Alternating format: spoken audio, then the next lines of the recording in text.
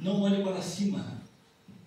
Esse filme trata de uma descoberta de cientistas de que um grande meteoro atingiria o planeta. Os filmes americanos têm muito disso, né?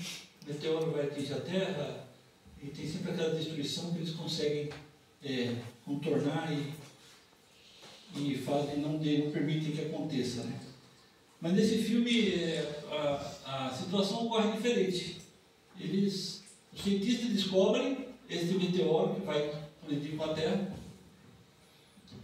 e os poderosos do lugar, do país onde aconteceria lá a queda do tal meteoro, eles descobrem que este meteoro ele está recheado de metais preciosos, metais que valem muito dinheiro.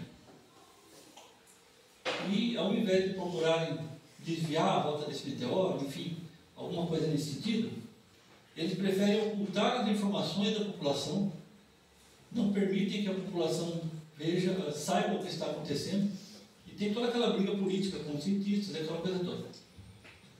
Mas acontece o quê? Quando os meteoros aparecem, né, de uma forma mais visual, no céu para aquele povo, esses políticos lançam essa campanha: não olhem para cima. Ou seja, vocês não podem ver a realidade. Nós não queremos que vocês vejam o que está acontecendo. Vocês não devem olhar para cima. E a nossa analogia que nós podemos fazer sobre esse filme, para nossos dias de hoje, acontece da mesma forma com o Evangelho.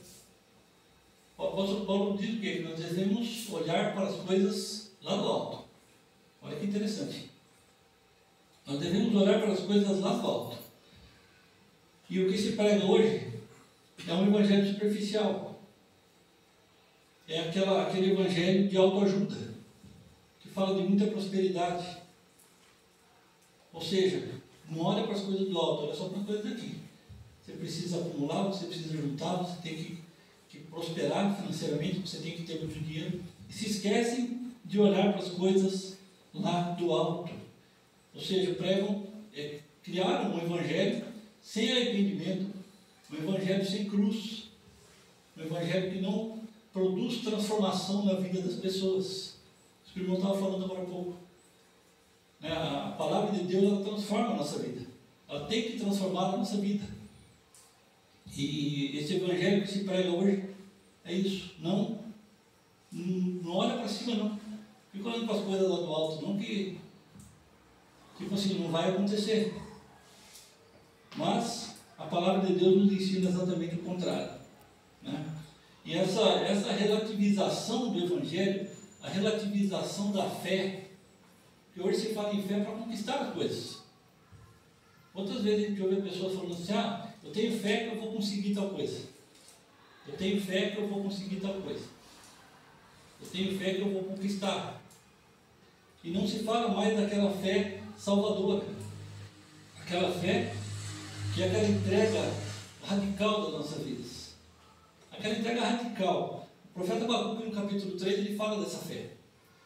Se os irmãos já tiveram a curiosidade de ler, o profeta Abacuque, ele fala no capítulo 3: ainda que a figueira não floresça, ainda que não haja fruto na videira, ainda que o fruto da oliveira minta, que não haja mais gado no pasto, se arrebatem todas as ovelhas do rebanho, todavia eu me alegrarei no Senhor, exultarei no Deus da minha salvação. Isso é viver a fé. É a fé de que Deus vai te sustentar, não importa a circunstância, não importa o que aconteça. Sem essa relativização. E então não é esse poder pessoal, né, que nós temos visto por aí para conquistas materiais.